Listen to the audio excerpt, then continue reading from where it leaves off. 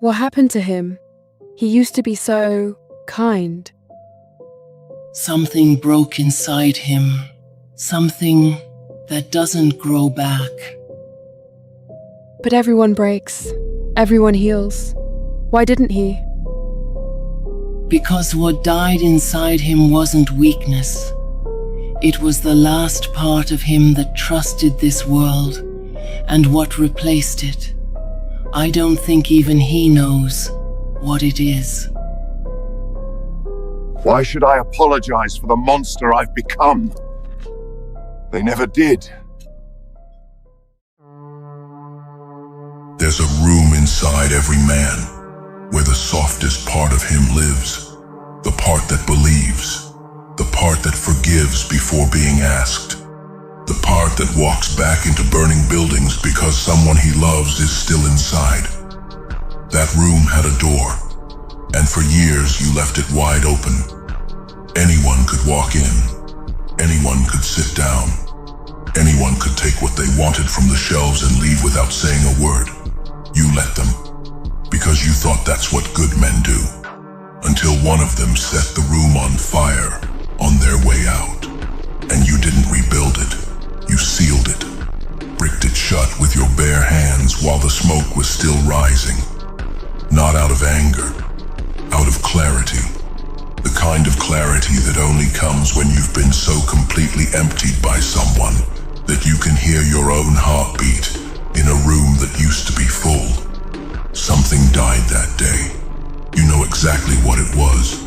It was the version of you that assumed the best. The version that heard sorry and believed it. The version that gave second chances like they were free because to you they were. That man bled out on the floor of his own trust, quietly. No witnesses, no funeral. And what replaced him, you still don't have a word for it. It's not anger. Anger fades. This doesn't. It's not bitterness. Bitter men still care enough to hate. You don't. It's something past all of that. Something that sits in your chest like a second skeleton, heavier than the first, colder. It holds you upright when the old you would have collapsed. It speaks when the old you would have stayed silent. It walks away when the old you would have begged to stay.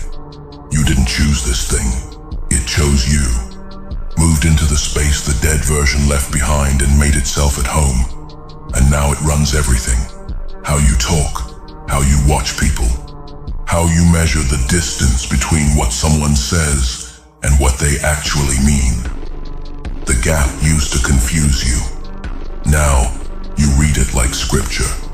People notice. They can't name it, but they feel it. Something behind your eyes that used to be warm went cold. Not cruel, cold. Like a lake that froze overnight, and the fish are still swimming under the surface, but nobody can reach them anymore. You're there. You're present. But the access point is gone.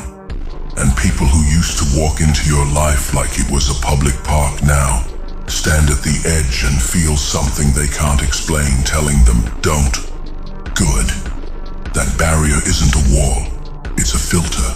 The old you had no filter. Everything got in. Every lie. Every manipulation disguised as love.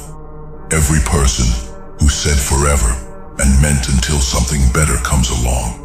The new you lets nothing through that hasn't earned passage. And earning takes time.